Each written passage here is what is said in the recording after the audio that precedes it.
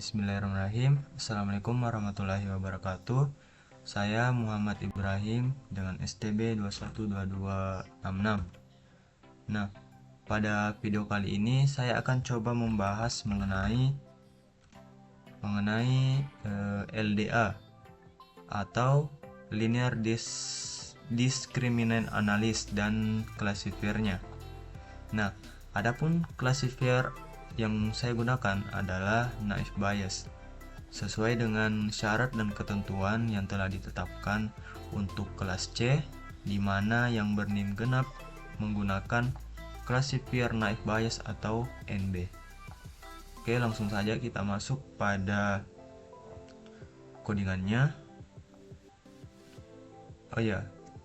Adapun tools yang saya gunakan pada video kali ini adalah Jupyter Notebook.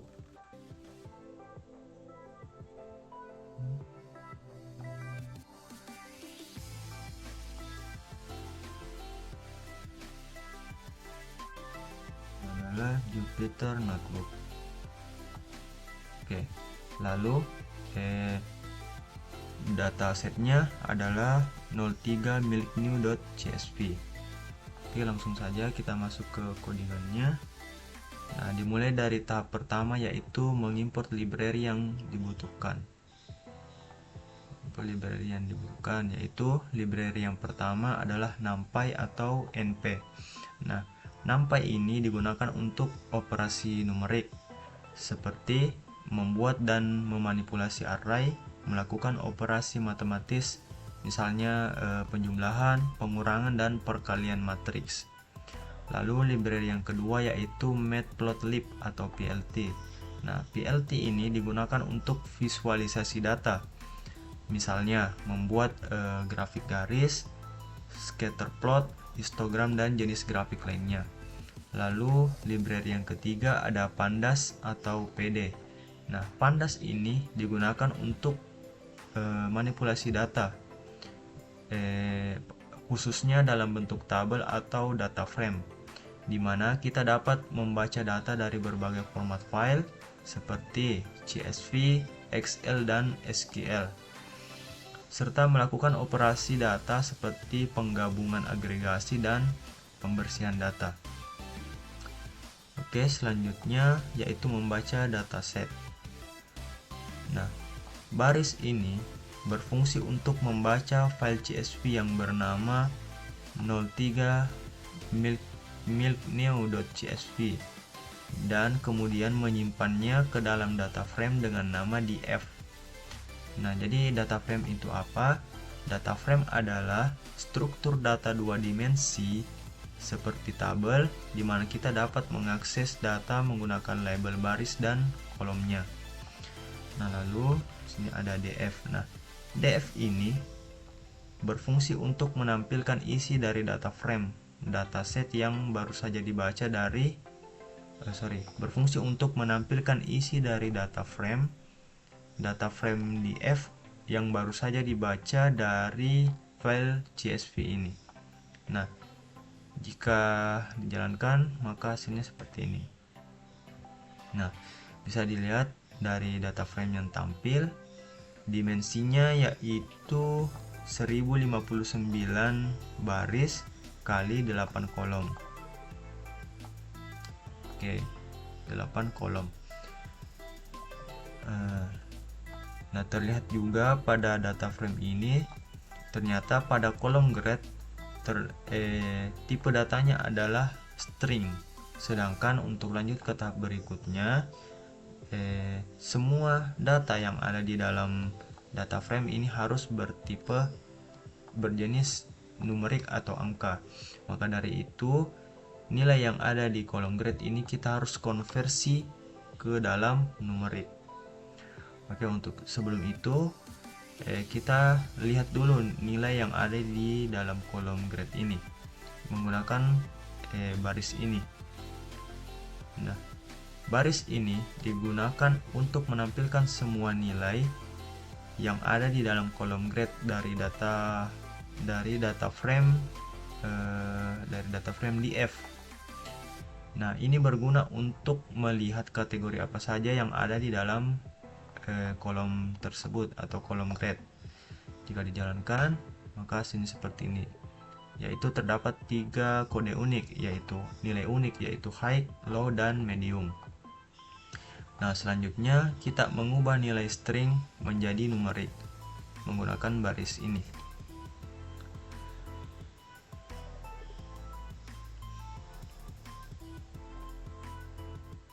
Oh ya, pada baris ini terdapat 2 jenis sintaks untuk mengubah nilai, mengkonversi nilai string ke numerik, yaitu yang atas ini menggunakan map secara manual, sedangkan yang bawah ini menggunakan label encoder atau secara otomatis. Cara kerjanya juga berbeda. Kalau yang label encoder ini dia memilih semua kolom lalu mengganti semua jenis nilai yang bertipe string menjadi numerik, sedangkan yang manual ini yaitu hanya satu kolom saja, jadi harus dibuat per kolom untuk mengubahnya. Karena pada contoh kasus kali ini hanya satu kolom saja, maka saya menggunakan cara manual. Nah, grade mapping ini digunakan untuk memetakan nilai low, medium, dan high menjadi 0, 1, dan 2. Nah, lalu di sini terdapat df grade sama dengan df grade map grade mapping, artinya adalah mengubah nilai pada kolom grade berdasarkan mapping yang sudah dibuat, yaitu yang ini. Lalu kita tampilkan lagi dalam bentuk data frame. Jika dijalankan maka seperti ini. Nah, bisa dilihat nilainya sekarang sudah menjadi numerik, yang sebelumnya adalah string seperti ini. Oke, selanjutnya yaitu memisahkan fitur dan targetnya.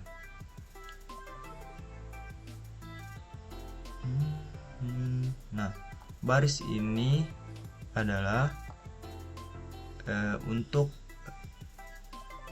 fitur X-nya, yaitu memilih semua kolom mulai dari kolom indeks 0 sampai dengan indeks 6, yaitu ini 0, 1, 2, 3, 4, 5, 6. Oh sorry, ternyata ini bernilai none, datanya rusak, berarti kita harus bersihkan terlebih dahulu nilainya. Aduh, ini ke atas. Oke. Nah, fungsi ini untuk membersihkan white space dalam kolom grade, yaitu membersihkan spasi, menghapus spasi di awal dan akhir nilai pada kolom grade. Ini berguna untuk memastikan konsistensi data, karena spasi ekstra bisa menyebabkan nilai yang seharusnya sama dianggap berbeda. Makanya di sini bernilai 0. Nah, dijalankan. Nah, sekarang sudah bernilai numerik lagi. Oke, di sini tadi fitur X-nya sudah. Lalu selanjutnya adalah target Y-nya, yaitu memilih semua baris dan kolom 7 sebagai target Y. Kolom 7 yaitu yang ini. Kolom 7. Oke. Selanjutnya membagi data ke dalam training set dan test setnya. Ini fungsi baris ini digunakan untuk membagi dataset menjadi training set dan test set. Nah, lalu baris yang ini digunakan untuk membagi dataset menjadi training set dan test set, di mana test size sama dengan 0,2 Artinya 20% dari data akan digunakan digunakan sebagai test set dan 80% sisanya sebagai training set. Lalu random state sama dengan 0 digunakan untuk mengatur kecepatan pengacakan sehingga hasil pembagian data akan konsisten setiap kali kode dijalankan. Oke, selanjutnya yaitu normalisasi data. Nah, standar scalar digunakan untuk normalisasi data. Nah, terus yang baris yang ini membuat instance standar scalar yang akan digunakan untuk normalisasi data.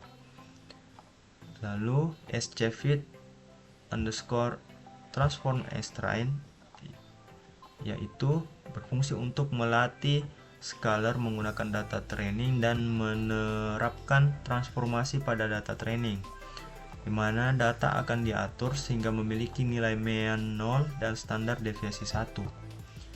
Lalu yang baris ini digunakan untuk menerapkan transformasi yang sama pada data test menggunakan scalar yang sudah dilatih dengan data training. Lalu selanjutnya yaitu menjalankan algoritma LDA. Nah, LDA ini digunakan untuk mengurangi dimensi data sambil tetap mempertahankan informasi diskriminatif antara kelas-kelasnya. Nah, lalu yang ini LDA and component 2 yaitu membuat instance LDA dengan jumlah komponen output yang diinginkan sebanyak 2. Lalu LDA fit transform xtrain ytrain yaitu melatih model LDA pada training dan mengubah data training ke dalam 2 dimensi. Nah, selanjutnya yang ini yaitu mengubah data test menggunakan model yang sudah dilatih. Selanjutnya menambahkan naive Bayes classifier.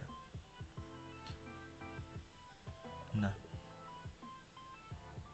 baris ini berfungsi untuk mengimpor kelas Gaussian NB dari modul Scalarian Naive Bayes. Gaussian NB adalah model klasifikasi Naive Bayes. Nah, lalu baris ini digunakan untuk membuat instance Gaussian NB yang akan digunakan sebagai model klasifikasi. Nah, lalu baris yang ini digunakan untuk melatih model naive Bayes pada data training. Nah, lalu selanjutnya memprediksi test set berdasarkan model naive Bayes. Nah, baris ini berfungsi untuk memprediksi nilai target untuk data test berdasarkan model yang telah dilatih. Selanjutnya yaitu visualisasi training set. Nah, baris ini digunakan untuk menyimpan data training dan labelnya dalam variabel xset dan yset untuk visualisasinya. Nah, terus di bawah sini ada plot title untuk menambahkan judul untuk plotnya. Nah, ini untuk menambahkan label pada sumbu X, ini untuk menambahkan Y, untuk menambahkan label pada sumbu Y. Nah, lalu PLT show untuk menampilkan visualisasi training setnya. Jika dijalankan maka hasilnya seperti ini. Oke, selanjutnya yaitu visualisasi confusion matrixnya.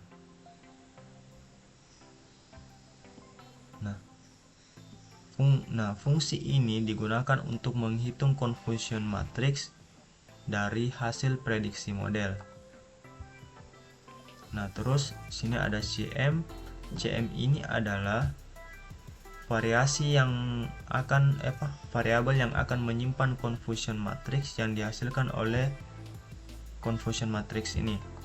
Nah, sedangkan yang ini digunakan untuk menghitung confusion matrix menggunakan nilai aktual y-test dan y-pred dan kemudian menyimpannya ke dalam variabel CM.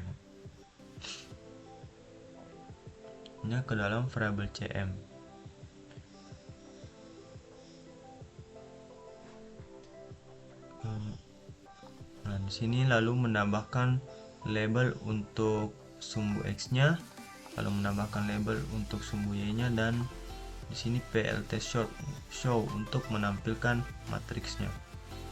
Jika dijalankan maka hasilnya seperti ini. Nah, ini untuk true false-nya seperti ini. Nah, oke. Selanjutnya yaitu mencetak laporan klasifikasinya. Di sini fungsi ini digunakan untuk membuat laporan klasifikasi yang berisi metrik evaluasi seperti precision, recall, dan advanced score. Lalu baris yang ini digunakan untuk mencetak laporan klasifikasi menggunakan nilai aktual, Y-test, dan nilai prediksi Y-pred. Laporan ini memberikan detail tentang kinerja model untuk setiap kelasnya. Jika dijalankan, hasilnya seperti ini. Nah, dimana akurasi yang kita peroleh adalah 0,76%.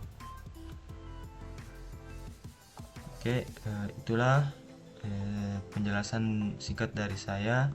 Lebih dan kurangnya mohon dimaafkan. Assalamualaikum warahmatullahi wabarakatuh.